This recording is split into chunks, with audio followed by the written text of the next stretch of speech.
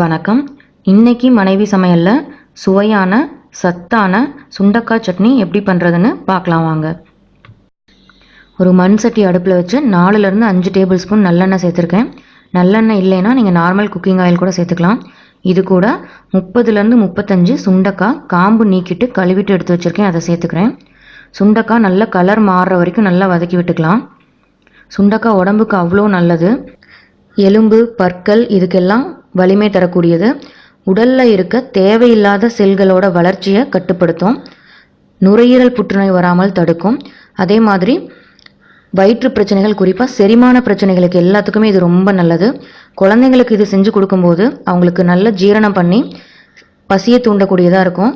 At least மாதத்தில் ஒரு தடவையாவது இதை நம்ம உணவில் சேர்த்துக்கிட்டோம் அப்படின்னா அது ரொம்ப ரொம்ப நல்லது. கண்டிப்பாக சேர்த்துக்கோங்க.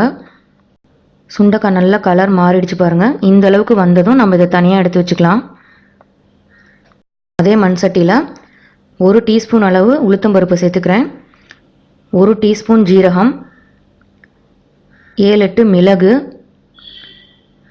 4 வரமிளகாய் சேர்த்துக்கலாம்.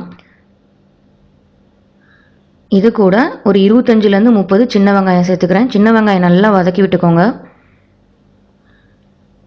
இது கூட ஒரு சின்ன துண்டு இஞ்சி, 10 பல் பூண்டு சேர்த்துக்கலாம். இதுவும் நல்லா எண்ணெயிலே நல்லா வதங்கட்டும். இது கூட 2 தக்காளி பொடியாக கட் பண்ணி வச்சுருக்கேன், அதை சேர்த்துக்கலாம். தக்காளி நல்லா வதக்கி விட்டுக்கலாம். தக்காளி வதங்குறதுக்கு தேவையான அளவு உப்பு சேர்த்துக்கோங்க. இது கூட ஒரு சின்ன சைஸ் புளி சேர்த்துக்கிறேன். தக்காளி நல்லா இந்த அளவுக்கு வதங்கினதுக்கு அப்புறமா நம்ம ஏற்கனவே வதக்கி வச்சுருக்க சுண்டைக்காய் சேர்த்துக்கலாம். சுண்டைக்காயை சேர்த்துட்டு நம்ம ஸ்டவ் ஆஃப் பண்ணிவிட்டு நல்லா ஆற வச்சு சட்னியாக அரைச்சி வச்சுக்கலாம்.